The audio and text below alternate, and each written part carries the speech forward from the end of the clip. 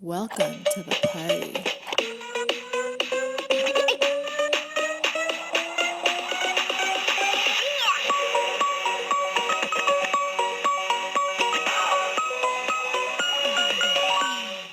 Boom. Let us have it, Greg. Okay, we are here with David, and now I'm going to say it even wrong again. Pepose. No, Pepose. that's wrong. Is it? Pepose, right? See, and here's the thing, folks. When you're in the comic book world, you read these names, you love these authors, you get into their books, and then you meet them and you're like, I've been saying your name wrong for 10 years. It's no problem. Don't even sweat it one little bit. I feel like my parents would probably say my name wrong the whole time, so don't even worry about it. Well, we're here with David, and David is a comic book author. He's a comic book creator. I've been following his work for a while, and I really love it. He's got a great series called Spencer and Locke, and we're going to get into that. He's got another series that I was immediately sucked into called Going to the Chapel, and he's got a new Kickstarter. By the time this comes out, his Kickstarter is live right now that I cannot suggest more. You guys go support. And it's called the O.Z. That's and when right. you look at it, say it's called the Oz, and because it is very much based in that Wizard of Oz, Frank Baum kind of world, and we're going to go into that. So, first off, welcome to the show. Thanks so much for having me, guys. I really appreciate it. Hey, we appreciate you coming on. You guys have been supporting me since the beginning. OG Spencer and Locke fans, and so I always say I remember where I came from, and so I appreciate it. You guys liked my stuff when I didn't have much stuff to show. So I'm very glad to be catching up with you guys and talking about what's coming down the pike. Very cool. And if you're interested in what he's talking about, you can head over to my other stomping grounds, which is thepullbox.com. And that's where we've been doing Spencer and Locke and just your work since it came out. It really caught our eye early, especially Paul. Paul was just so in love with it. He forwarded it to all of us. He's like, you guys got to check it out. So why don't we start there? Why don't we start talking about Spencer and Locke? I was actually, my wife and I did the bi-monthly Costco run today. So we're in there and she's like, so who are you guys talking to tonight? I'm like, I'm talking to David. He did this book called Spencer and Locke. And what's that about? And the way I explained it to her, and I think this is the way you actually explained it to me at a con, was it's Calvin and Hobbes meets Sin City. That's it. And when you first said that, and I first started looking into it, I'm like, so it's like, also like Calvin and Hobbes, like Hobbes is real. Like this is like an animal based. And no, it's not. It's still Calvin and his, what ends up being almost like a multiple personality of Hobbes, but in this case it's Spencer and Locke. I like to think of it, and let me know if I'm wrong, David. What I got it now, I'll admit I started reading this when I first met you this year. Before, would that be last year now already, Greg? No, that's this year. This year, right before the Comic Con, right before C2E2 got canceled. Caught on fire. I met you, never heard about it, and Greg said you got to read this. I started reading it, and my wife said, "What are you reading?" I said, "I'm reading this new comic." She goes, "Is it good?" I said, "Actually, it's really fucking good. Like, Thank you. It's really good." Because I was really impressed with. And maybe I looked too much into it, but I was really I love how you mash stuff up. Thank you. It's awesome. It's really awesome. And we'll go more into what you're mashing now, which is my hair's on fire. I'm so excited for it, actually. Me too. And I looked at Locke as that was his coping mechanism, was his imaginary friend. Absolutely. And the trauma that he went through, like you got me a couple of times where I was like, oh my God, like, because you fake us out, man. You throw up the Calvin and Hobbes look-alike, like past. Yep. Right. And you're thinking, oh, everything's going well. All of a sudden his mom comes in and you're like, oh, let's talk about that. I mean, when you have that type of relationship, a Calvin and Hobbes type relationship with like a 7 or an 8-year-old, totally fine. I mean, you're like, oh, there's nothing weird there. Well, what happens when you're an adult? Yeah, you upscale that to a guy in his mid-20s. He's an urban, hard-nosed detective, and he's still holding on to his stuffy that is a coping mechanism. You're like, oh, he's fucked up. Yeah, that's the best way to look at it. I mean, that's exactly how I framed it when I was working on this. Is yeah, it's you imagine somebody who's been through this like just horrible crucible of his childhood, and really it hasn't gotten that much better for him as an adult. Right. And so the idea that he's so alone that the only escape he has is his imagination, and that's the only way he doesn't feel so alone. It was really poignant to me. Because when I read the original Calvin and Hobbes, I was an only child at first. My younger siblings and I have almost a 10-year gap. Oh wow! And so when I read Calvin and Hobbes, I kept thinking I didn't come up with an imaginary friend that was like that vividly created. I just made normal friends, like a normal person. Yeah. And so as I thought about it, I always kind of thought of it as like a symptom of a deeper pathology. And I saw some cartoon on Reddit that really it made me laugh, and then kind of made me realize like, oh, there's an idea here, where Calvin and Hobbes are sitting doing homework, and Hobbes is like, hey, you want to go out and play? And Calvin's like, not now, I got to do my homework. And he's like, really? And he's like, yeah, Mom put me on Ritalin. She thinks it's having a really good effect on me. And then suddenly, like, Hobbes is no longer like alive anymore. It's just the doll staring at him. And it was one of those things that was so bleak, but I couldn't help but laugh. It was a remix of a Bill Watterson strip. Like they repurposed the art and everything. And then I kind of thought, well, yeah, actually that kind of makes perfect sense, that like something's up with Calvin. And I recall distinctly his mother, Calvin's mother, having this like volcanic temper. The way that Bill Watterson would portray her with these over the top features when she was like, about to scream. I was just like, oh yeah, that tracks. Like, one universe over, she's not just yelling at Calvin for putting, nails in the coffee table. She's like beating the hell out of him. And yeah, I felt like, oh, there was something we could say here about like trauma and mental illness, and kind of what are the paths your mind will take to protect itself. And I think, the thing that I feel proud about for that series is, it would have been really easy for that to be just shock for shock value's sake. I think that is kind of the cheapest way to go about writing a story, because there's no investment, there's no emotional engagement here. It's just like it's like looking at a car crash. You look at it once, you don't go back for seconds. Right. The thing is in my line of work, you want people to go back for seconds, and so having that kind of emotional core to it, that narrative arc, that was always really important to me. I didn't want to punch down for people who have grown up in toxic and abusive households, or people who do have mental illness or neurodivergent. And it's been kind of, for me, the best reaction we've ever gotten for these books is people who have come from these backgrounds, who've come to me at cons or sent fan mail and said, this book really meant something to me. And I feel like that all stems to the conversations that Jorge Santiago Jr. and I had about this book. We have a scene, not to spoil too much, Locke is molested as a child. And that page had me sweating bullets from the jump. And Jorge and I talked about it. We redrew that sequence probably 3 or 4 times. Because I was like, we cannot make this sexy. We cannot make this funny. Right. Like we, at the same time, we also kind of have to, it's what can we show without showing?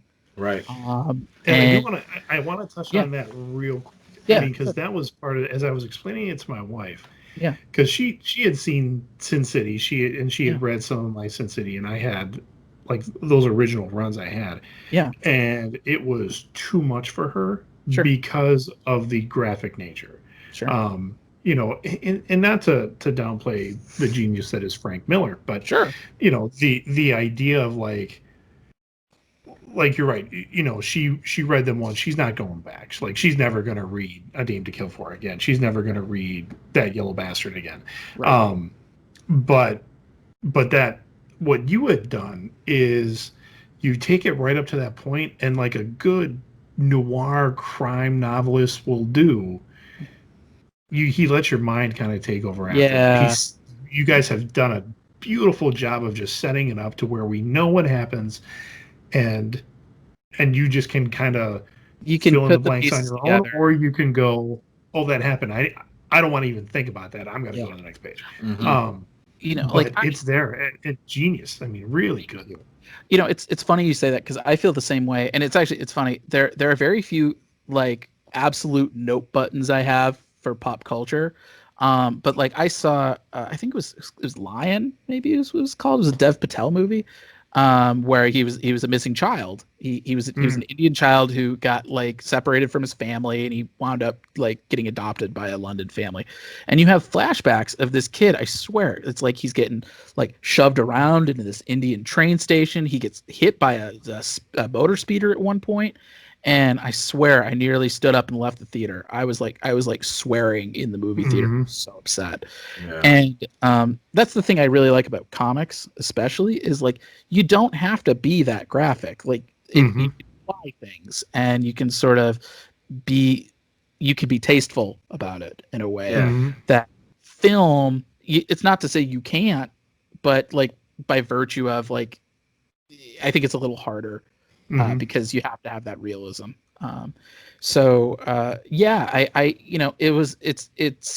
It was and is and continues to be an ongoing conversation that Jorge and I have with that book. Is just making sure that like, how do we portray this in a stuff that is heavy and dark, in a way that's not going to alienate people.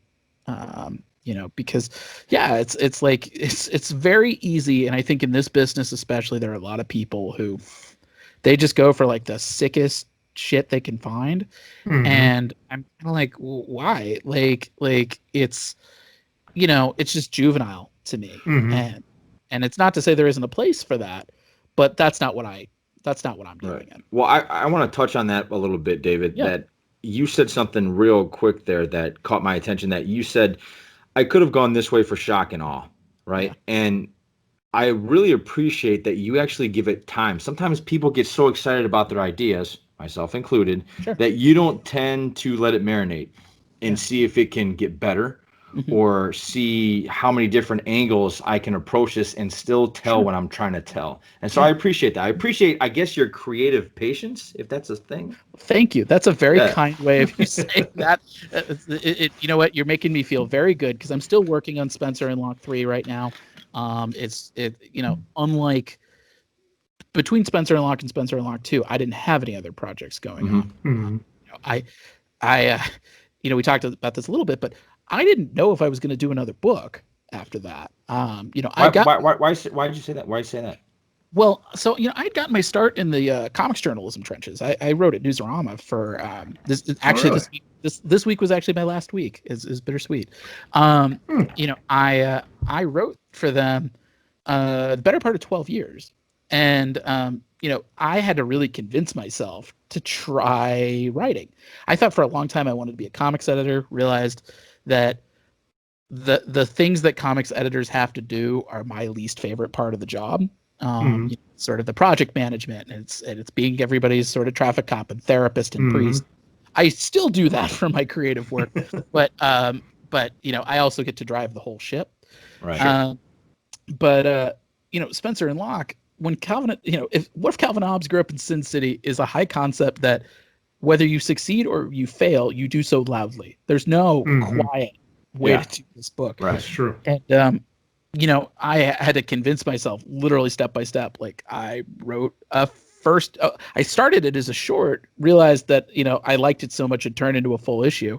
Said, oh, that was fun. Maybe I'll write an outline, just see what the rest of the story would go. And I'm like, that was fun. Maybe I'll hit up an artist, see how that goes. Oh, that looks cool. Maybe I'll try a colorist too.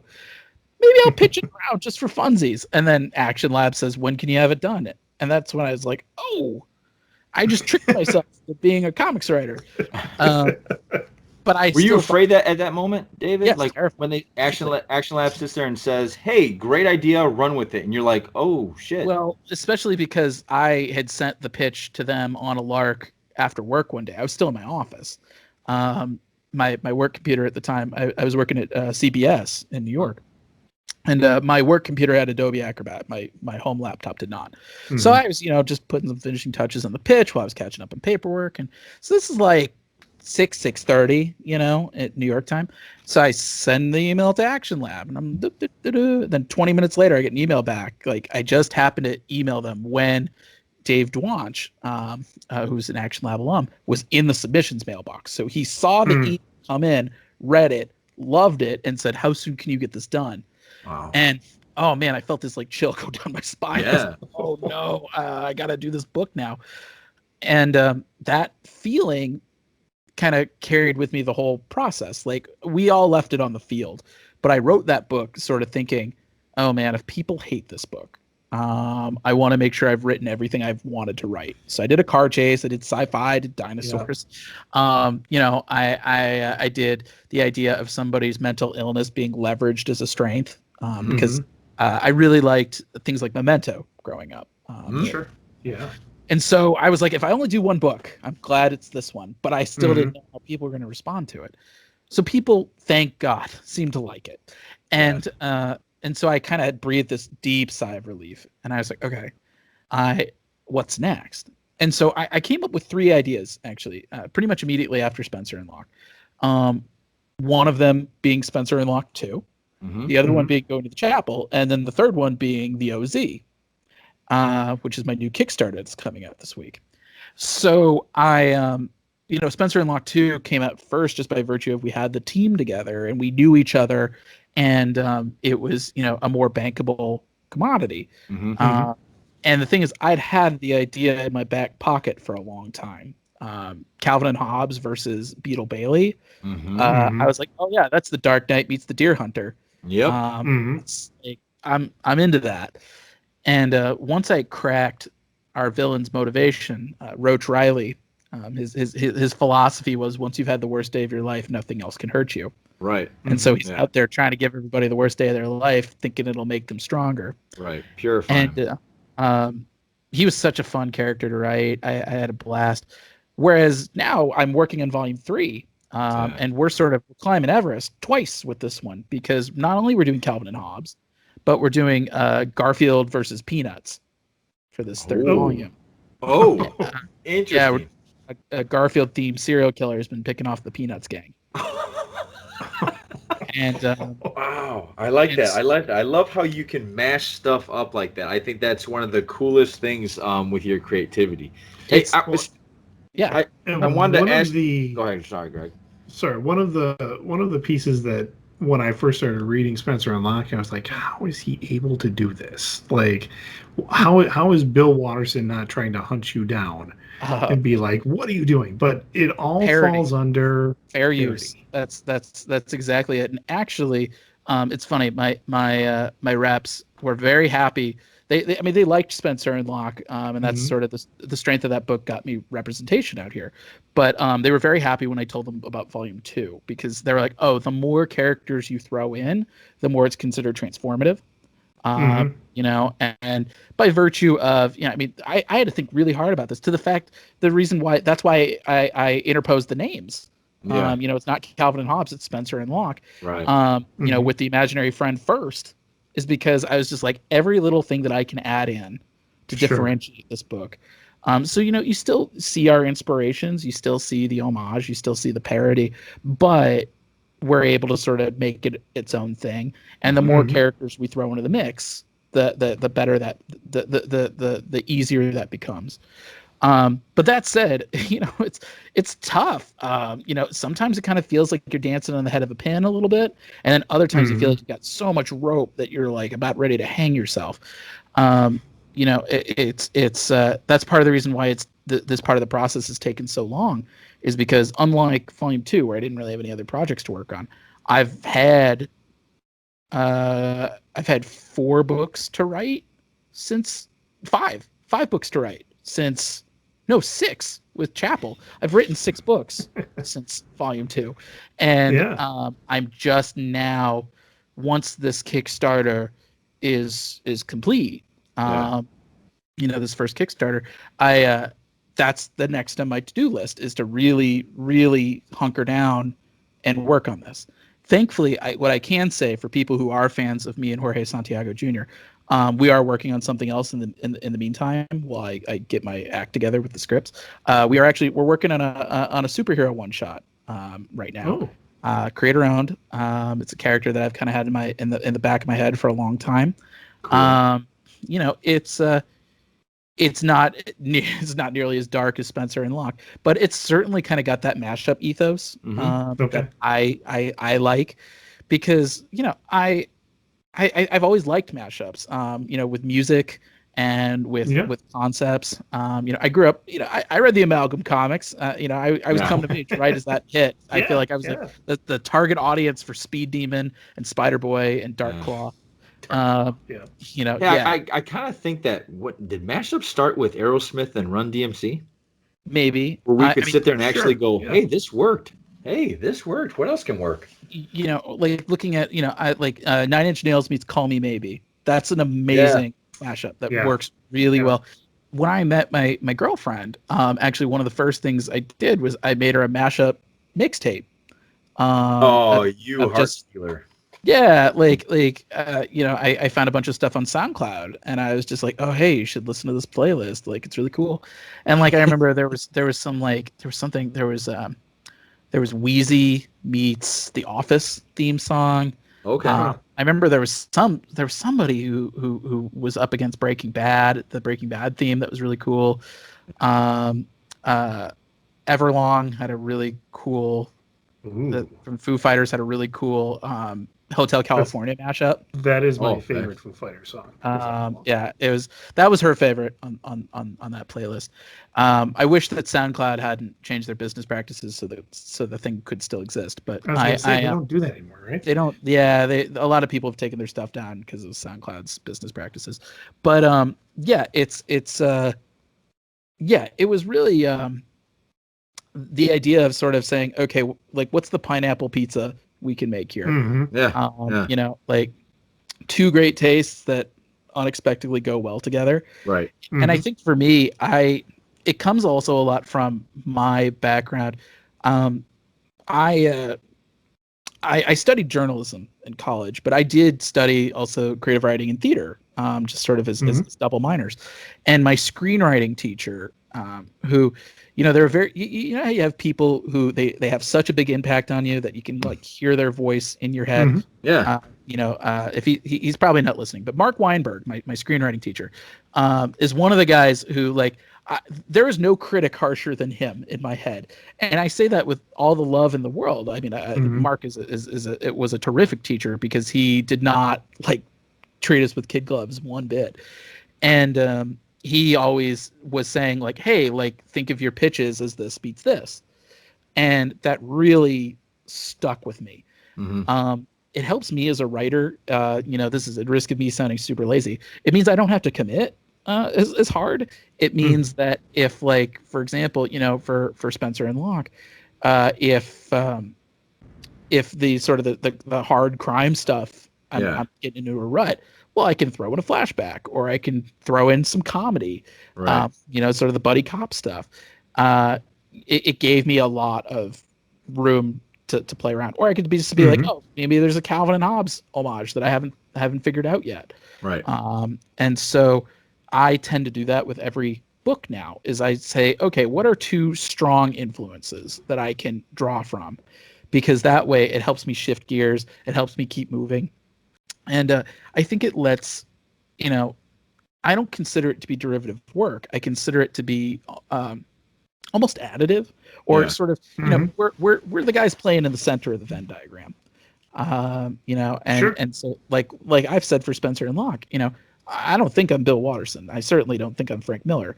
We're standing on the shoulders of giants for that book. Right. But, I like the fact that we're the guys that get to play in the margins. We're the guys who, we're sort of poking fun while writing our love letter. And that's a good way to put it.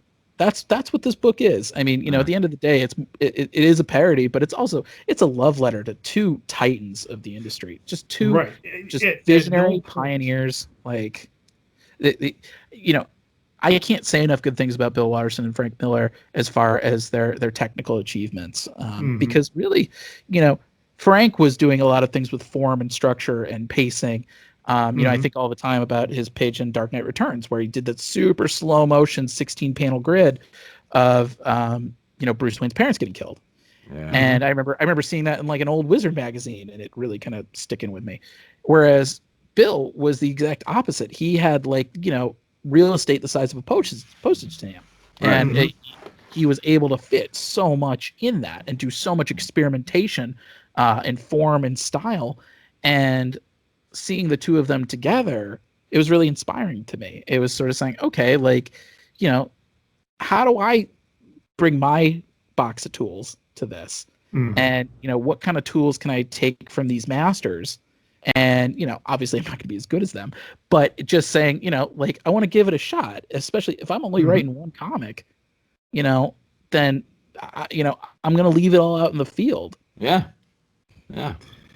When we say the word parody, and I think our society, when we say parody, they tend to think, they think Weird Al, they think Naked Gun, Airplane, and Weird Al, who I've seen in concert, and is an amazing musician. But he's not. And he said this over time in his interviews too. He's not. He's a comedian. He's taking someone else's work and trying to make a funny song out of it. Sure. But at no point is he trying to disrespect the original content. Yes. And that's how I really feel. At no point do you take the Sin City and the Calvin and Hobbes and say that I'm going to disrespect either one of those. Okay. No, it is a complete opposite of that. And it is that love letter, that homage to both. Yeah. Where you are taking the chocolate and the peanut butter and you're just going to mash them together and come up with something great. And that's what I love. Even shifting gears a little bit away from Spencer and Locke and your other book that I loved, which was Going to the Chapel. You had sent the Pull Box a review copy before it had dropped on a street date. And I remember reading it. I'm like, it's not quite Tarantino. Right. In the in your face rated R-ness of it. Way less foot fetishes. way less foot fetishes. And I think but it's not it's a Julia Roberts movie. Yeah. Kind of and I thought more Die Hard more than a Tarantino film. Yeah. But I think it's like if my best friend's wedding all of a sudden ends up at Nakatomi Plaza. That was exactly a little bit of really. That's interesting. I didn't get that. I didn't get that. And even it's a stretch because it's. Certainly not in a high-rise skyscraper. It's in the no. But But what I got from it was like let's take your Die Hard analogy, but take out John McClane and put in the Bluth family. Do you know who that is? Yeah. The Bluth from Arrested Development. Yes, that's you guys are hitting on like all of my influences for that film. Because it was definitely Die Hard. It was Julia Roberts and Bridget Jones's Diary. It was Arrested Development for sure. A little bit of Ocean's 11, a little bit of Tarantino, a little bit of Hell or High Water. Right. Also, do you remember that movie with Kevin Costner and Kurt Russell where they played two Elvises that robbed Las 3,000 Miles to Graceland? Yes. It's funny. I need to see it. I've not seen it, but I know exactly what you're talking about. I always got it confused with Bubba Hotep, but I know exactly what you're talking about. It was one of those things that book. So the thing that I did not realize is when I wrote my first book. So I mentioned I checked off everything I wanted to write. That I knew that I would die happy if I had written one book with all these things. And here's the thing they don't tell you about writing comics is that every time you write a book, you get more check boxes every single time. And what do you mean check boxes? What is that? So it's like your bucket list grows. It becomes some of it's a reaction to the things that you've written where you're like, oh, that was fun. But like, what if I did something in reaction to that?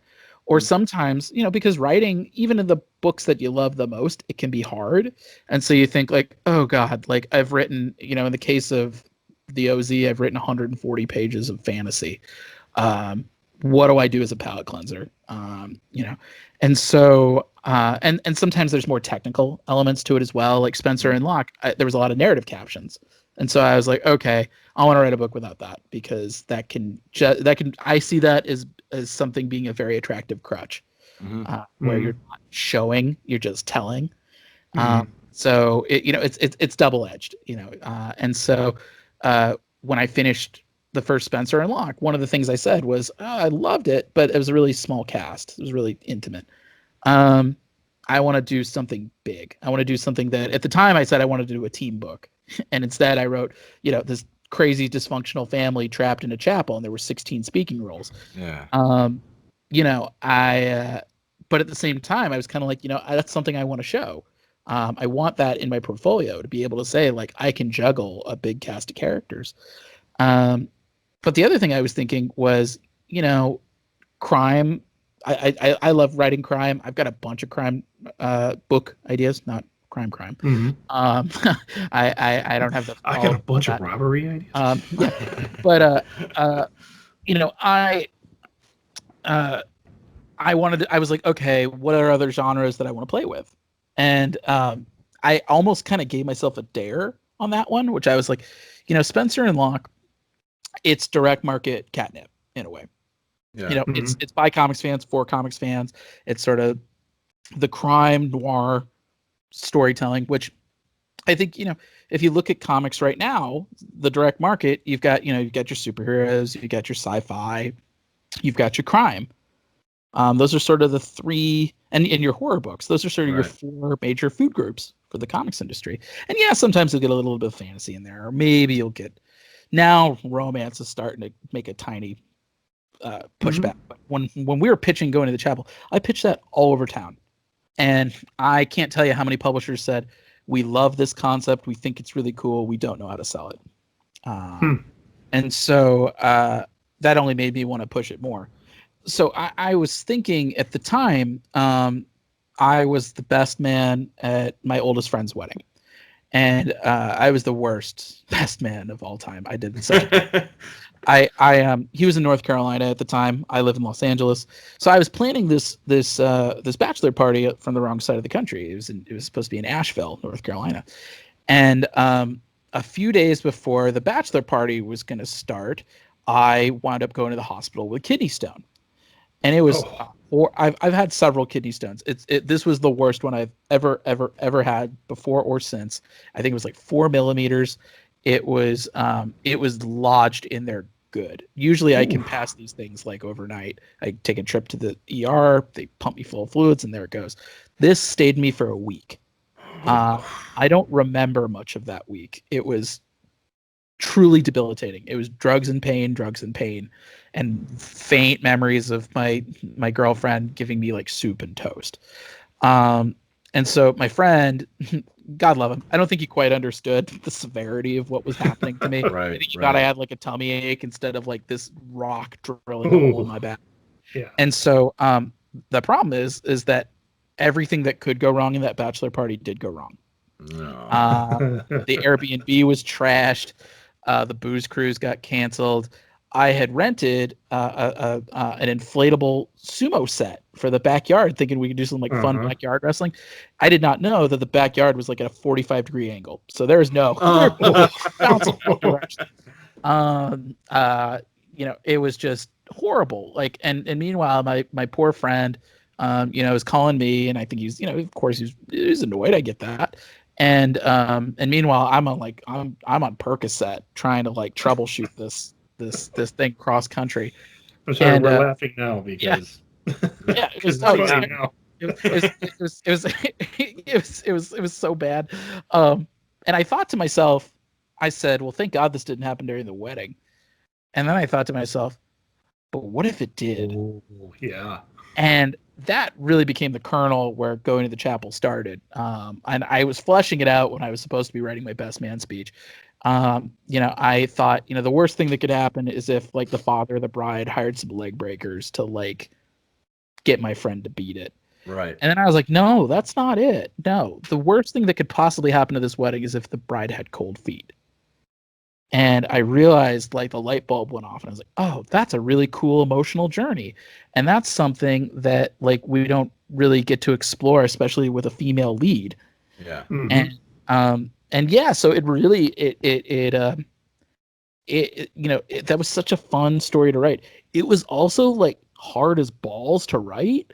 I'm sure. Having so many characters, I rewrote that outline probably like 30 or 40 times. I'm sure it's probably very tough to have all those characters and be responsible for giving them all life. Yes, and having them all in one location. Voice.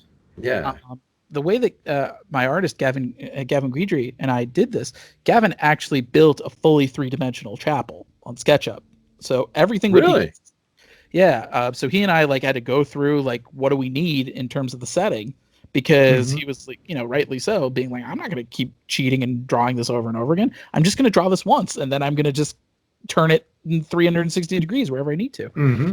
And so I kind of had to have it really set in stone pretty early on, where it was almost like a football play, where like I'm like, okay, in this scene, Emily is here, Jesse's here, her fiance, Tom, the leader of the Bad Elvis gang, is here. This is where Grandma is. This is where the flower girl is. This is where BJ, the douchebag best man, is. I loved him. I love that guy. I thought he was so funny. BJ was sort of my mea culpa for my sins as a best man. But he also he was based on somebody I knew in high school. I think we've all had friends like that in high school. We've all known I had a friend in high school. His name is BJ. He goes by Ben now because he's a cop, and he realized you can't be called BJ and be in law enforcement. And I'm like, understood. Yes. But yeah. So yeah, I I had to have it all choreographed like a football play before we got even too far into the script. Like I'd written the first issue, but yeah, before we even like really moved forward with the rest of it, that's what I had to do. And it was good. It was really tough, but it kept me honest. And it meant that once we started scripting, I just had to focus on like having fun. For me, I split it up. There's the high concept work, which is just like, what's this about? It's Die Hard, it's Die Hard meets Wedding Crashers. And that's fun. I love doing that. I do that 24/7. My poor friends get so tired of me being like, hey, I think I have an idea. Tell me if this sucks. And half the time they're like, you just invented Inception or Armageddon. And I'm like, right. Okay. Back to the drawing board. Right.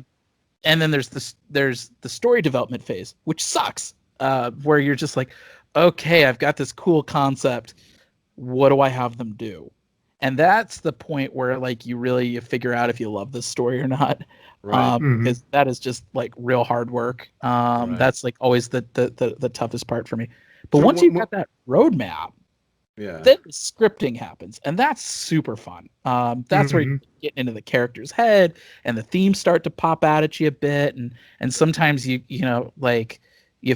me especially, I don't choreograph the action that far in advance. I just say like, oh, there's a motorcycle chase, and now I'm like, okay, let's like actually pace this thing out.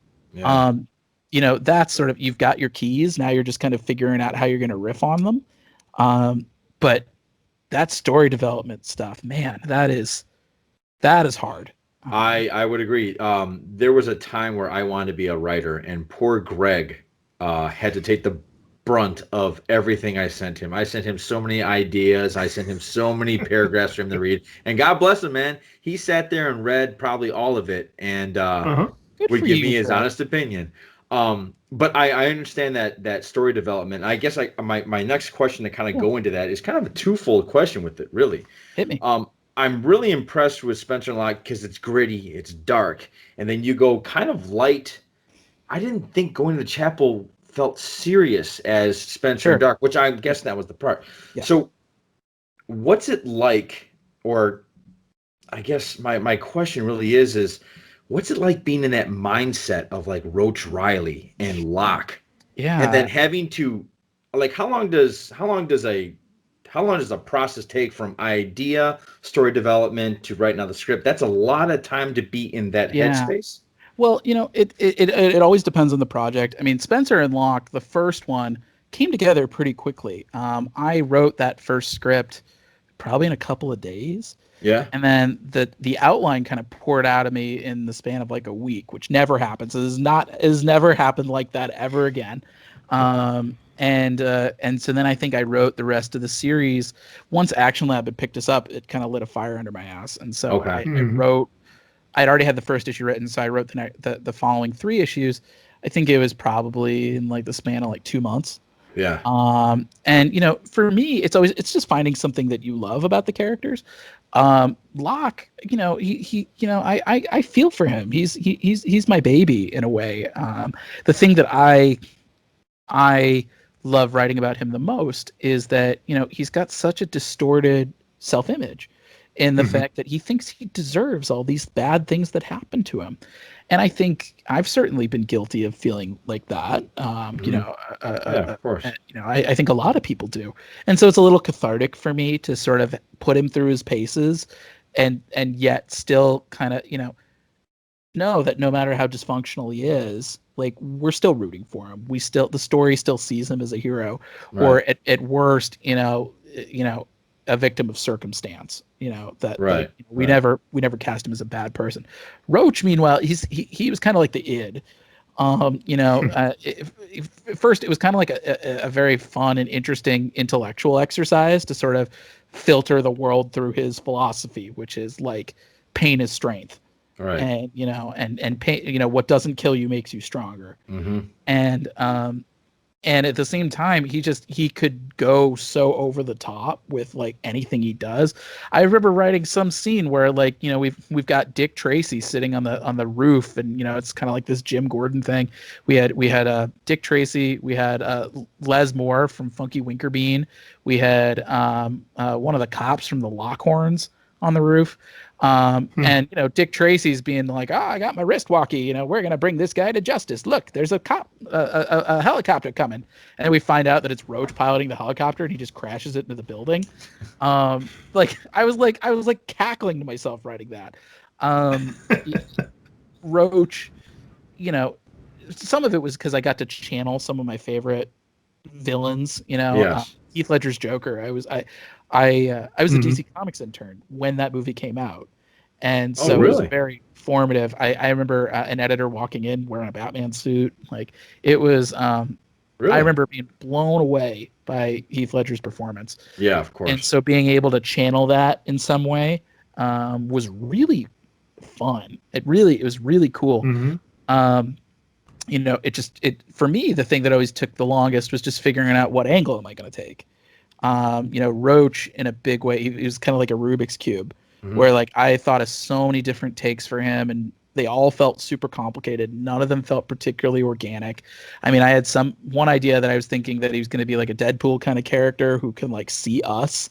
Yeah. So he's having like an existential crisis, knowing that he's just like a puppet on our strings. Right. And I was like, that's way too up its own ass. That's like way too meta. And when you boiled him down to just like, this is a guy who's been hurt so badly by the world that he's trying to find meaning in it. Right. No matter who he has to hurt along the way. I was like, oh, that's compelling. Yes.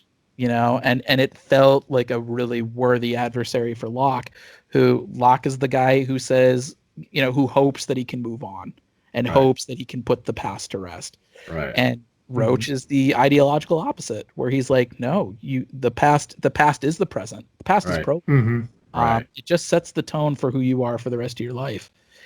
And so it's I'm really happy with how that sequel turned out. It was one of those things that I did not want to do a sequel unless I felt confident we could do a good job at it. Well, yeah, of course. And yeah, that one I was like, okay, I think we pulled it off. But it is certainly sort of the pressure is on for volume 3, where I'm just like, okay, like, and that's part of why I'm like, I feel okay taking my time with it, is because not only do I have more work coming out that has had to sort of take priority, but it's just been like, I don't want to half-ass this. I don't want to rush it. I want to make sure that as a fan, we appreciate that. Absolutely. Because at the end of the day, when we go back to cons, knock on wood, hopefully sooner rather than later, and we do have all 3 volumes and people are discovering it for the first time, nobody's going to care if it took 5 years in between, in between installments. Hopefully it's not going to take that long. But it's it took 2 years between the first two installments. It'll probably take, with COVID and everything, a little longer between 2 and 3. But when you all read it as one cohesive unit, there's a reason why nobody likes threequels. And so I want to make sure that we take our time to do it right. Good. I think that's what you should do. Yeah, I've had an idea of how this series is going to end since I pitched it. Okay. And so, it's not to say never. We never come back. I mean, I do have other ideas in my back pocket, but volume 3 was sort of like, this is how I have to end it. Like how I feel good about leaving the series as a whole. And then, if the demand is there, then great. We could certainly do more. But otherwise, my other philosophy is like, I want to keep growing and I want to keep trying new things. And I also don't want to, I want to give Jorge those opportunities because, he's my ride or die. And so I've told him, once we finish this 3rd volume, and it's part of the reason why I gave him this superhero book. I knew he would be good at it, but also just like, I want to keep giving him different opportunities, because it's rare to have really good, strong, solid colleagues that you can work on, and that you can throw them anything and they're going to knock it out of the park.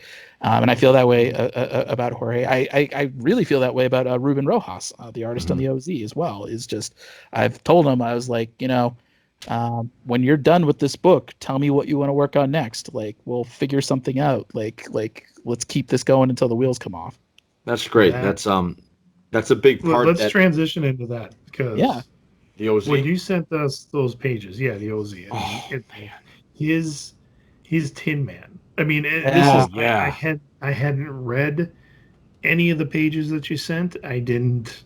I mean, just that visual of him and kind of that full plate ish kind of armor with that just menacing axe. And this is one of the things I want to point out is the feeling I got off of that is not, we're not looking at MGM Oz. No. We are looking at the original Frank L. Baum version of Oz, which you go back to the original story, which I had never read the original story until my first high school teaching job. And it was part of the curriculum that we read The Wizard of Oz. I'm like, okay, I guess. There's a scene in there where Dorothy, I think the lion is there already. It's Dorothy, Scarecrow, Lion, and Tin Man, and they're running from a pack of wolves. Yep. And Tin Man's like, hold on, I got this. Mm-hmm. And the way Baum writes, he just kind of goes where, the Tin Man kind of does his thing, and then we're back with just our regular, our crew again, moving on in the story. But I'm like, I remember reading that, and I stopped the class. I'm like, guys, hold up. And The Matrix had just come out at that point. And I'm like, think about this. I said, think about this in terms of a film. You've got a guy who's pretty much a dude in a suit of armor who already has a big axe, and he's like, I'll take care of this. I'm like, what happened there? And we filled in the blanks, and it actually turned into a really cool class. But so hold on, wait a second. Are you saying that? And I'm not being a smartass either. I'm serious here. MGM, that's not the original story. No, so it's not. So this is an interesting thing that I had to navigate for the OZ, because the quick pitch for the OZ is, it's what if the Hurt Locker took place in the Wizard of Oz. And so it follows. It basically reframes Dorothy Gale's killing of the Wicked Witch as a botched regime change. And so when Dorothy clicked her heels together 3 times and went back to Kansas, she was a little kid. She had no idea, but she caused this horrible power vacuum that would leave Oz in a terrible civil war. And so our story picks up a generation later with Dorothy's granddaughter, who's an Iraq war veteran, and sort of her struggles to bring peace to the occupied zone when she's dropped into the war-torn land of Oz. Yeah. And so the interesting thing is, these books, the Oz books, the first one came out in the year 1900. Yeah. L. Frank Baum wrote 20 of these. He was building on continuity decades before, Stan and Jack. And there are definitely some deviations to the original work. Oh, I gotta check to this the out. Judy I had Garland no film. idea. And Mhm. the interesting thing, so I had read a bunch of the Oz novels in college. I wrote a term paper for adolescent literature saying how Oz felt like a prototypical superhero universe because of its Mhm. use of building on continuity and all the different nations with the different characters and species and power sets. But Mhm. the interesting thing is, so the Wizard of Oz novels are in the public domain. The Judy See Garland that? film is There we not. go. That. Oh, it's not. It is not. Oh, that's And so interesting. there are certain things that I had to kind of like pivot on a little bit. I mean, granted, look, the broad strokes are all fairly similar. Mhm. Like you got Dorothy, the Tin Man, the Scarecrow, the Cowardly Lion. Mhm. They go to the Emerald City, they walk the Yellow Brick Road, they find the Wizard of Oz, they kill the Wicked Witch. Those are all brass tacks the same. Yeah. Yep. The poppy fields. But things like, for example, the ruby slippers.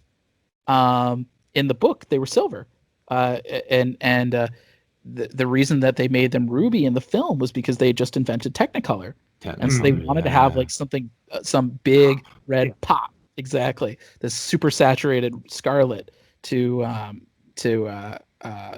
make it work for people.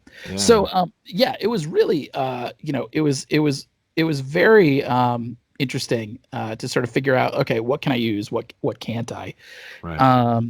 because it's like in certain ways I know the audience, a lot of them are just like you, where like they know the film.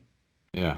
I'm not expecting Mhm. people to have read the novels, but that said, I'm able to cherry pick a little bit, Mhm. to sort of use to really expand that setting of the Wizard of Oz, because Oz, and I talked a lot about this with both with Ruben Rojas, our artist, and our colorist Whitney Kogar, especially with her. I said, I want you to think of the Mad Max version of Star Wars. Star Wars Mhm. being, you immediately felt the sense of scale and scope because, you hop from Princess Leia's spaceship to Tatooine, and then you've got Cloud City and Hoth and Empire Strikes Back and Mhm. Endor, and you've got Coruscant, and you've got the Death Star trenches, and all these locations have their own very specific vibe and palette. They're And, characters within themselves. yeah, their own internal high concepts, and Oz is the same way. And that was Mhm. really fun for me, being able Yeah. to sort of take that Star Wars mentality with all the different scenes and settings and set pieces for the OZ, because the Deadly Desert is going to look really different than the Wicked Witch's castle, which is going to look very different than the bombed Mhm. out Emerald City, which is going to look very different than Kansas in daylight versus Kansas during a tornado. And Whitney's terrific. I mean, I feel like I had it drilled into me pretty early on when I was a DC intern. So if they say that good art makes or breaks a comic, right? Your colorist is what makes or breaks your art. And I feel like Mhm. the wrong colorist will tank even the strongest line work. Yeah. I can see that. Yep. But the right colorist can elevate anybody. Oh, jeez. Yeah. And Ruben and Whitney, they really are the dream team. They're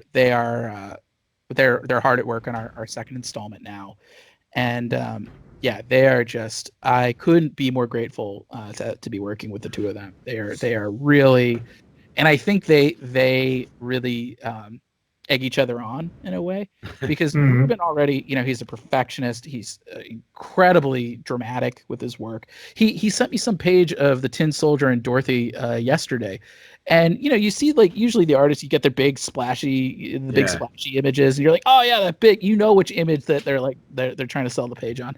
And don't get me wrong, he's still really good at those too. But I see like this panel at the bottom of the page where, like, the Tin Man's standing there behind Dorothy, and Dorothy's kind of hunched over a little bit, like she's just been in a fight, and so she's still kind of like walking it off a little.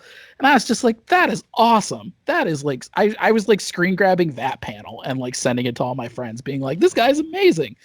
Hey, But can I ask you a question, David? Yeah. I'm sorry to stop you in a minute, No, but please. when he first showed you is that the cover art for the first issue? It is. Okay, when he first showed you that, what was that like? What did you think?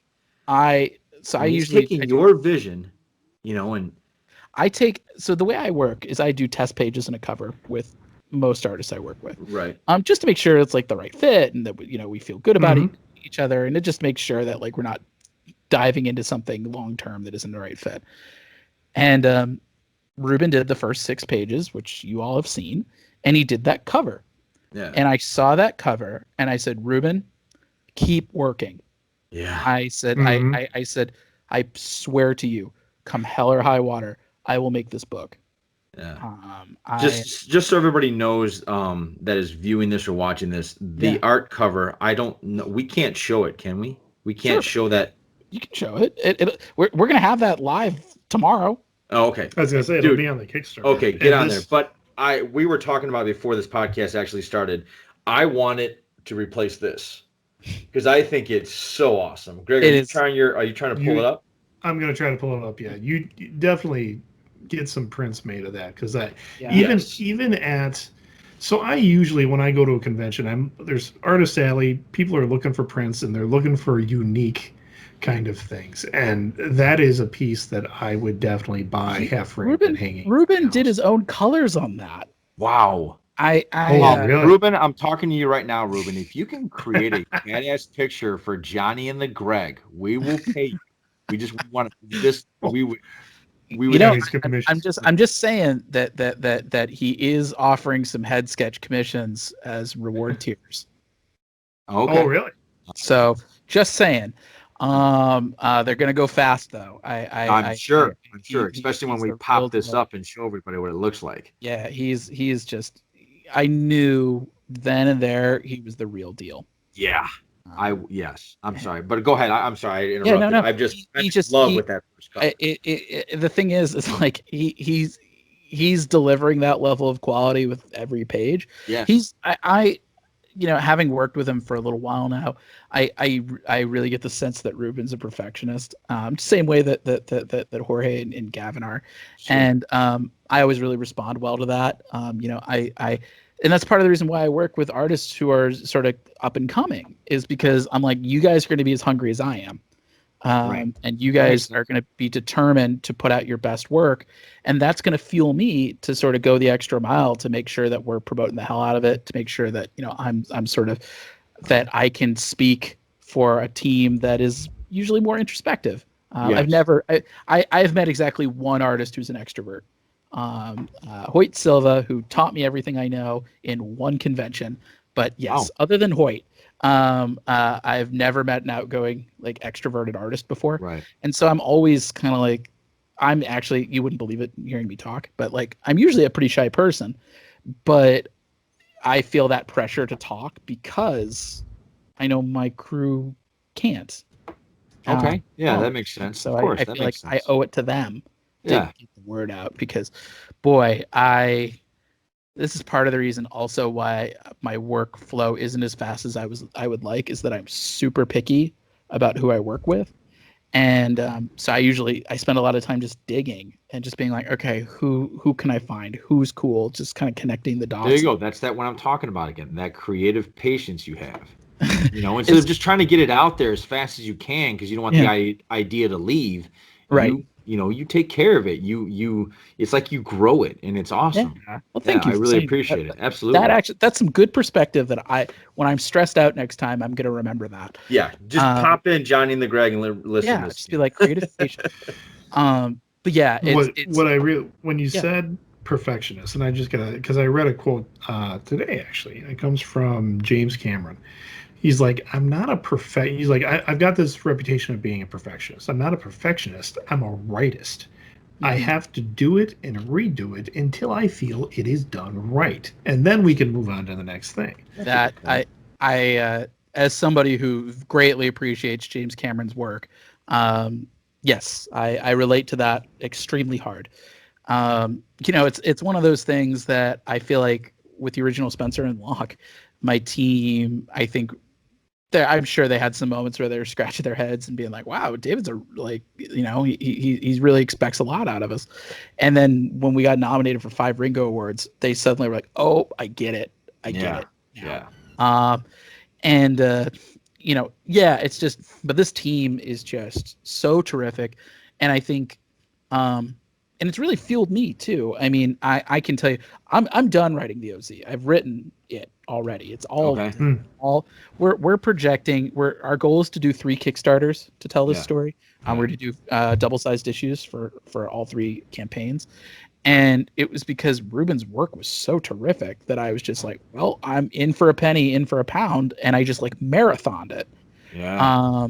You know, it was one of those things that I'd outlined the whole thing already, and I had written the first 2 issues, and then I think pretty much when COVID struck, I just marathoned 4 issues in a row, because I was just like, well, now I'm focused and I don't have cons to travel to, and I was just like, Ruben is so good at what he does that why wouldn't I do this? Yeah. And that was, I think, something that gave me a lot of freedom to try Kickstarter as well. Right. I think there used to be a lot of stigma around it, and now I think that stigma's gone, especially with COVID, especially with seeing people in the direct market like Jeff Lemire, Palmiotti, you know, having success on the platform. And now it's just, you know, I think it's a way to empower yourself as a creator. And it would be a lot scarier for me if I didn't have this kind of A-list work behind me, where I'm just like, you know, my goal is always to work with people who are so talented that no one cares about my writing. And I feel like that's very liberating for me to have like Ruben and Whitney and Dave Hopkins as cover, you know, where they're going to be like, you know, like that was the thing. And I think that's part of the reason why we got only like a very small handful of negative reviews for Spencer and Locke. And even then, those negative reviews, even then I was like, well, they at least complimented the art. And that's sort of my thing, is like, if there's somebody who like genuinely doesn't like any of my books, I'm like, that's probably a bad faith argument, because if you can't find something to enjoy about this artwork, something's wrong. Right. Yeah, I would agree. I would agree. Absolutely. Hey, when you're creating your writing, do you have any like go-tos? Does it have to, a certain type of music has to be playing, or you need a certain beverage? Like what gets you going? That's a like, great idea. So for me, it's a little bit of a longer process, because at first I'm just like throwing out ideas, and usually I've got like a brand trust of people I trust. You know, I'm really fortunate that that my girlfriend, she's really my first reader. She's a magazine editor, but she's a voracious reader of fiction, but she doesn't really have any ties to comics, and I think that's really good. It keeps me grounded a bit, and sort of makes it so that my work is accessible more than anything else. You know, there's her. I have a bunch of my friends from the review trenches over at Newsarama.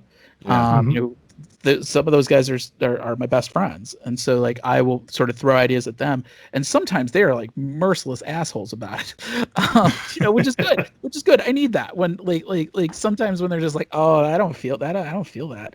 And so that helps me recalibrate a little bit. I'm kind of like, sometimes I'm like, oh yeah, okay, I guess you're right. And other times I'm like, no, you are the one who's wrong. But then I let them sit. I always let the idea sit for a few weeks, because my thought is, you know, I could be really excited about an idea, and if I'm not feeling enthused about it in a couple of weeks, then it's not the real deal. But then there are certain ideas that, you know, they last, and I'm like, oh no, I still feel really good about this. I feel really cool about it. Like I've got a crime idea, a couple crime ideas actually, that like are just like burning in my head right now, that I'm just like, I've had them for a while. I'm really into them. I'm gonna make those happen. And then when I'm coming up with the actual outlining, the story development of it all, sometimes listening to music helps, but really it's a lot of free association. Like it's you know, usually I'm at my best honestly when I'm either watching a TV show or a movie that's like really well made.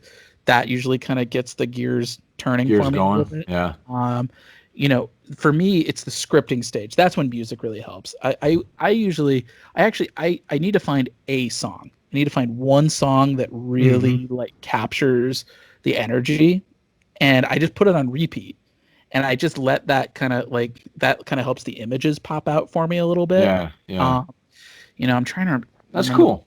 I'm trying to remember what I was listening to. I know with Spencer and Locke 2, for example. What the hell is that song's name? I think there was a song from the movie Logan. It was called "Way Down We Go," and they had it as one of the trailer songs, and I listened to that a ton for Spencer and Locke.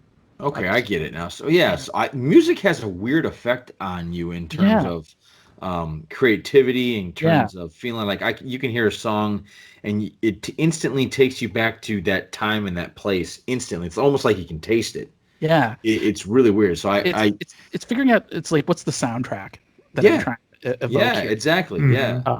And and that usually kind of, if I can find like a North Star musically, that helps me in the scripting stage a ton. I just wrapped a book that we haven't announced yet, but I wrapped that up, I think in July, and I'm trying to remember what the song was, but I listened to it on repeat for 5 issues, and it really just it was like that through line got me to the finish line for a book that was really challenging. So I think that certainly helps. Sometimes I switch gears. Sometimes if I'm in a rut, I'm like, okay, that song's not working for me anymore. Find another one. Right. That's something that'll sort of represent the tone of a specific issue a little bit more. Right. But it also depends on what the project is. I mean, I feel like Spencer and Locke, every issue had a wildly different vibe.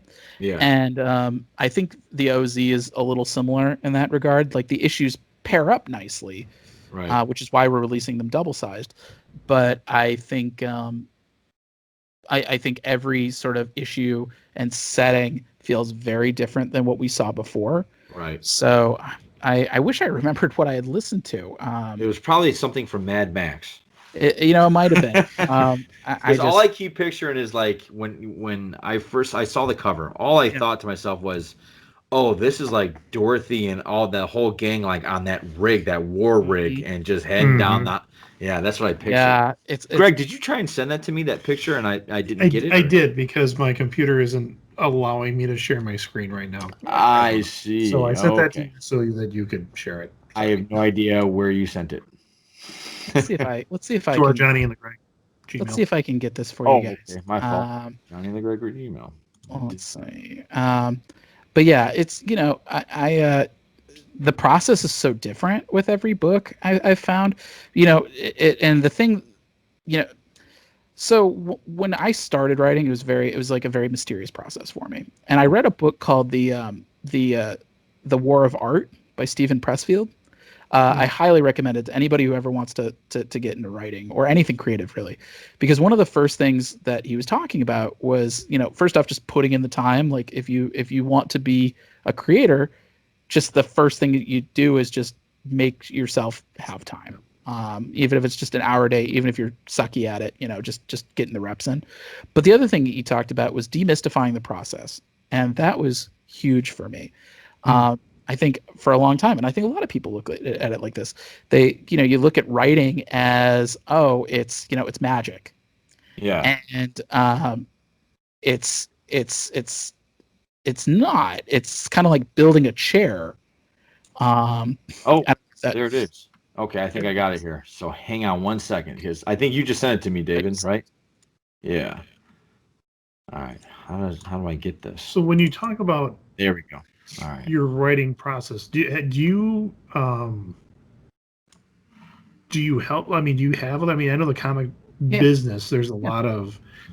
I mean, you're spending your weekends with creative types. I mean, do you talk people through that? I mean, sometimes when you're at a con and you've got one table on the right, one table on the left, you got usually another 4 or 5 across from you. Those are your buddies for the weekend. Yeah. We do you guys definitely toss ideas around, stuff like that? They have that creative process. Or? I don't do that just because, like, it's sort of because so often it's like you see them for that weekend and then you might not ever see them again. Sure. I always, it's always nice to meet people, and I've definitely one of my favorite people in the industry is Fabian Lillet, who is the artist and creator of Jade Street Protection Services and We Are the Danger over at Black Mask. And Fabian and I, we met at Baltimore Comic Con. He was literally across the aisle from me. and we hit it off like immediately. He I always tell him he reminds me of my college roommate, except if my college roommate had grown up to become a comics artist in Brooklyn. And so Fabian and I like hit it off like a house on fire. And one of the stories that I'm working on, I specifically said, like, Fabian, I want to do a book with you, and I think you could kill it at this one. That doesn't always happen for me, but it's always, for me, having spent time in New York, I lived there for 5 years, and so I'm like, my initial gut reaction is like, close yourself off, don't talk to strangers. I have to like fight through that to be like, don't be standoffish, at least be friendly. Yeah. But as far as like my creative stuff, I've got a brain trust of people that I trust, and beyond that, I don't deviate too much out of that, out of that core circle. I think for me, it's like a very intimate kind of thing, and it requires a lot of trust on both ends. It's sort of trust that people are not going to just be like jerks about it, but also just trust, like, do I trust your judgment? Right. I have a very tough time with that. That's probably that's probably one of my biggest weaknesses as a freelancer, is that I have talked with editors in the past about oh, maybe I could hire you to like work on some stuff with me, and then I realized very quickly we are not on the same wavelength whatsoever. That the stuff that they'll focus on is stuff that I don't really care about, and the stuff that I really need, that I have trouble with, they don't have answers for me. So but yeah, I mean, as far as like, I think these are your peers. And I think even if you're not sort of like in the trenches, sort of brainstorming stuff together, their success is your success and vice versa. I mean, supporting your fellow creators is really important. Like just today, for example, I was chatting with Frank Gogol, who I've known him since his first anthology. I met him at C2E2 a few years ago, and I thought his grief anthology was really ambitious, especially for a first-time creator. Tackling something that broad and universal is, I think, a really ballsy move. Right. And so we've been friends since then, and watching him succeed with books like Dead End Kids, or I was gonna say he's Dead End Kids, right? I reviewed that book for him. And so watching him succeed. So when we were talking about the O.Z, I was like, hey, buddy, can you give me a pull quote? So that sort of support is really helpful. But it comes with strangers as well. I reached out to Mark Russell for the same reason, because I said, Mark, like, I feel like we operate in similar circles. And I really considered you an influence in a big way, seeing the way that he handled Snagglepuss and the way that he handled the Flintstones. And he did my favorite of his work. He did this just hilarious Count Chocula homage in Ahoy Comics for their Edgar Allan Poe book. And so I was like, look, man, like, I know it's a shot in the dark, but like, would you be cool giving us a pull quote? And he was super generous, and he did. That's great when that happens. Yeah. And so I do feel like it's tough, because in the comics industry, there's that lizard part of your brain where somebody gets success and you immediately feel defensive, and you're like, why didn't I get that success? Yeah, even if you weren't applying for that success. Right. Yeah. You're like, what did I do wrong that I'm not getting, right. Archie kills Veronica or whatever. Then you kind of have to realize, like, no. Like, you're on your own journey. The only person you're racing with is yourself. And the more you can kind of collaborate with people, and I think this is what the Kickstarter in particular has taught me, the more you can collaborate and lift each other up, the better off you're going to be. 100%. I 100% agree with you on that. So, I mean, it's an ongoing process for me. Right. But I'm still learning, because there's so many different facets and elements of this job that you don't learn it by yourself. You gotta kind of pick other people's brains and learn and watch, and that's been really helpful for me. Yeah. All right, I'm gonna share this picture because it's just too kick-ass not to share it. All right, do you guys see it? Let's see. There it is. You see this right here? You see it, right? You see my cursor and everything moving? Yep. All right, look at this fucking picture, man. Look at this. This guy looks like such a badass. I can't wait to see what the Scarecrow and the Lion look like. Yeah, I'm super excited. I'm very excited. Ruben is such a talented designer, and Yeah. he really he adds so much to the characters and the settings that they're in. Look at that And freaking tattoo he has on his forearm. That's awesome. yeah, we talked about when we were talking about the Tin Man, the Tin Soldier. I said, his character, he's been blown up and put back together so many times over the years since the original Dorothy Gale left. That That's a cool little thing I didn't think about. He's been sort of rebuilt as this kind of like living war machine. Because he's not wearing armor, he is the armor. Yeah. And so we talked a lot about Fallout. We talked a lot about I'm glad you noticed the graffiti on his arm, because I had said let's give him some graffiti on his arm like the way that the World War II bombers would. That's awesome. That was your idea. That was my idea. But like That's the heart-shaped pouch, that was Ruben's idea. I thought that was cool. The heart on his chest. We actually had a long conversation about the shape of his nose. Because I thought I still wanted, I didn't want him to be like this like total square jawed like superhero. Like I was like kind of his face to be a little thin and his nose to be kind of have like a broken nose kind of thing. Like I wanted that sort of blue collar feel to this guy still. Very cool. Very cool. And yeah, Ruben, I mean, between that and what he's done with Dorothy, is terrific. His take on but what's so cool is he's able to shift gears between like these very complex designs like Dorothy and the Tin Man, but he also like he does such cool stuff with even a simple design. Yeah. So like his take on the Scarecrow is really cool, and is I think is a very natural progression from what we saw in the original Wizard of Oz. His take on the Wizard of Oz in particular, without spoiling too much, is incredible. Awesome. It's very simple, but what he does with it is so atmospheric.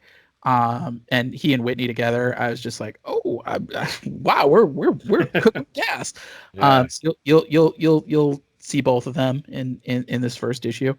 My I guess my disclaimer, we don't see a ton of the Cowardly Lion in this issue. Okay. He'll pop up more in our second issue. All right. But Ruben's got some cool stuff planned for him as well. Something we talked a lot about also, and this might be me showing my age a little bit, but like I'm a big fan of old school RPGs, and so like I talked to them a lot about Final Fantasy VII and Chrono Trigger in particular.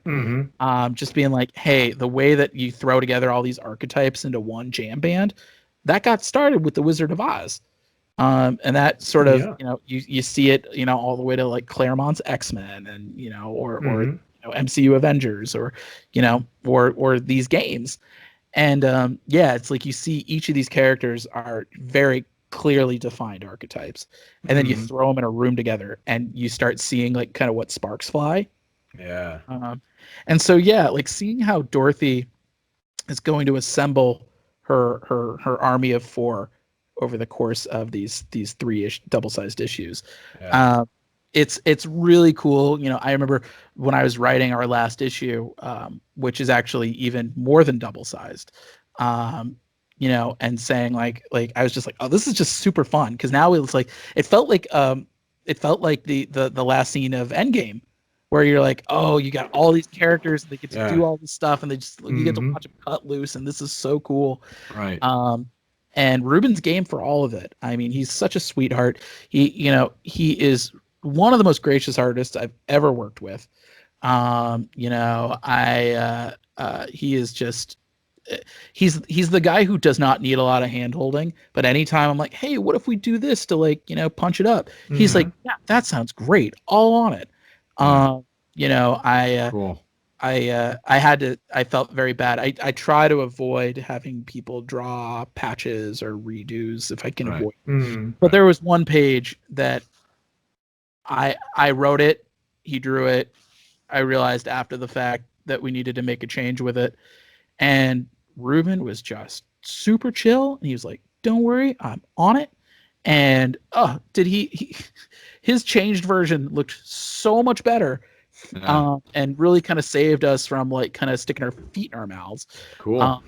So yeah, he's just, the whole team is just terrific.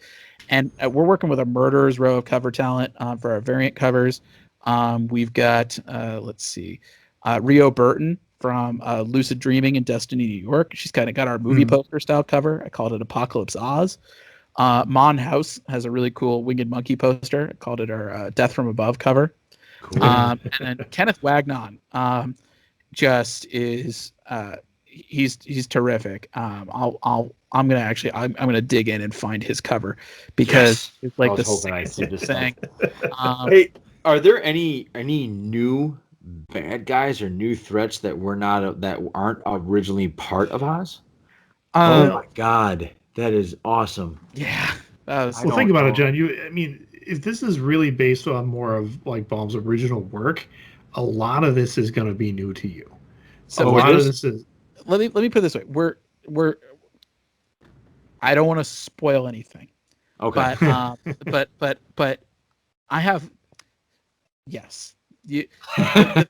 When you see the villain, you're gonna be like, oh, I get it, and that is all. This will all be explained in the first issue, so you will be set. But yeah, it's so much of this book is about unintended consequences. Dorothy, when she killed the Wicked Witch, she's a kid. She doesn't know geopolitical theory, right? But it's like that's the ugly truth about tyrants is that like they don't just rule through power and fear, but it's this like really insidious centralized control. And when you knock down that domino, suddenly dominoes are falling all over the place because the infrastructure gets disrupted.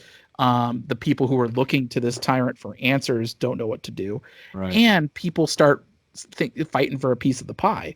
Right. And it goes full Game of Thrones. And we've seen this in the real world. We've seen this. Absolutely. And so that's where the parallels really hit me. It's like I remember reading the book and I remember watching the film, and like it's not going to get wrapped up in a tidy little bow. Yeah, there's Kenneth's cover. Okay, so what are we looking at here, David? So this is the Tin Man. Yeah, right? Dorothy hanging out of her Humvee. Yes. And then a Wicked Monkey crashing in the foreground there. Yeah. It's I've been wanting to work with Kenneth for a really long time. If you haven't been reading his book, his webcomic Hearts Full of Sand, you should. It's terrific. And for his timing, he just hasn't had a chance to do something long term with me. And so I hit him up. I'd hit him up a couple of months ago to be like, hey, you want to work in a book? And he couldn't make the timing work. And so I hit him up again and I was like, hey, Kenneth, I have a cover idea that I think you could kill it on. And he sounded real skeptical. He's like, I don't know, man. What do you have in mind? So I sent him the PDF of the first half of our 22 of our 44 pages. And I said, listen, I want to do an Akira homage, except instead of a motorcycle, it's a Humvee, and Dorothy, her driver's door has been ripped off. She's shooting out the driver's side, and the Tin Man is riding on the back, firing his wrist cannons. And Kenneth, I swear, it's like I could like hear the temperature change. He was just like, "Oh, yeah, you got me pegged real good." And it was one of those things that he turned it in. I think he did that cover in like a week. And I saw it, and I immediately said, "How much? How much to buy the original art?" Yeah. Ruben, you make that Akira reference, and that was the first thing I thought of. I'm like, it's got that anime feel with the speed lines and everything else, but then, I'm always hesitant to say what the feeling I'm getting from it, because what if that was unintentional? What if I'm like, yeah, that has a real strong Akira feel, which is to me one of the best animes ever created. But yeah, that's very cool. So it's just I'm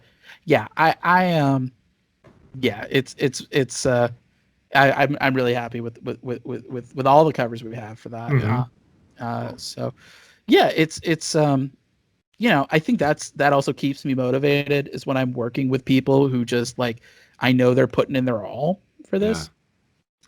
Because comics, it's hard. It's a job that when the book comes out, you get reception and people weigh in on it, and you get to meet fans, and that's huge. That's positive reinforcement. I'll eat that shit up.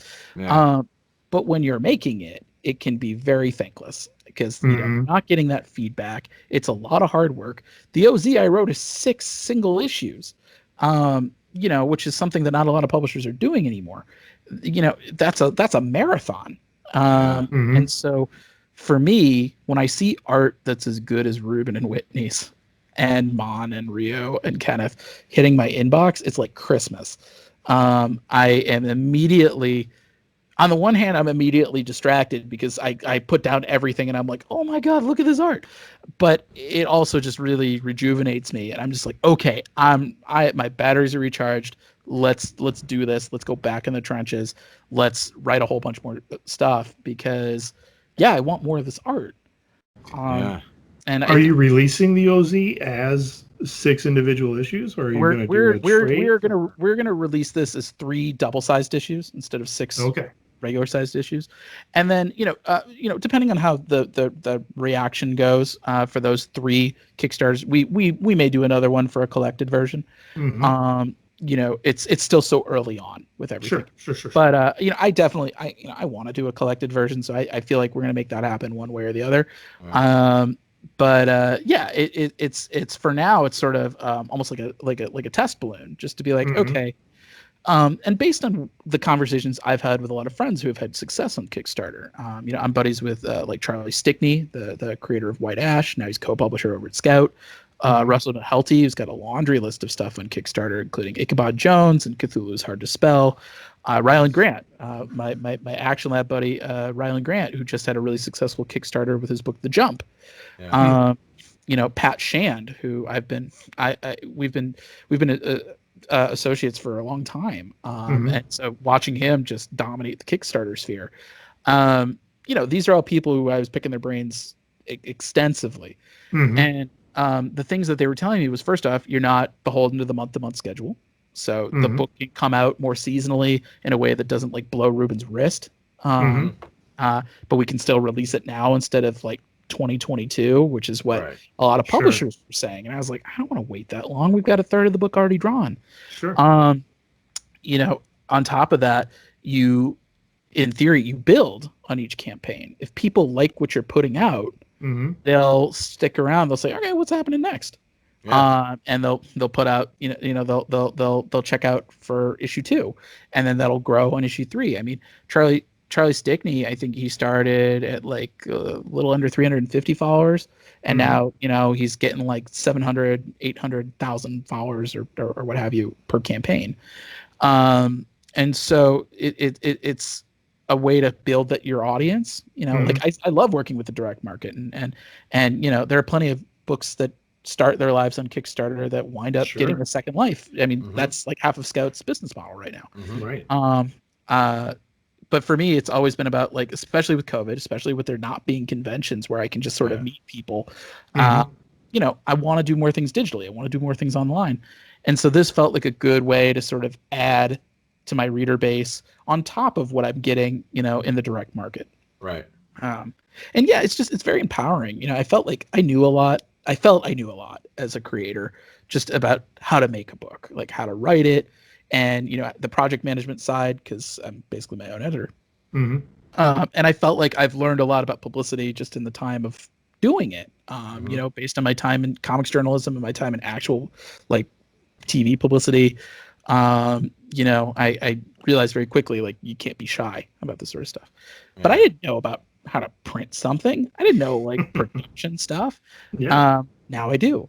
And that's really empowering, because now, just like, all you need to be a comic book creator is a pen, paper and a pen. Right. You may be a terrible artist. I certainly am not a great artist, but if I wanted to make a comic with stick figures or whatever, I could. And now it's sort of like that, where it's sort of, oh, you don't need a distributor. You don't need a publisher. It's not to say that I don't love working with traditional publishers and distributors, but I think the way that the industry is right now, and it's very uncertain, a lot of people are tightening their belts and they're sort of being extra conservative. You owe it to yourself to take control of your own destiny.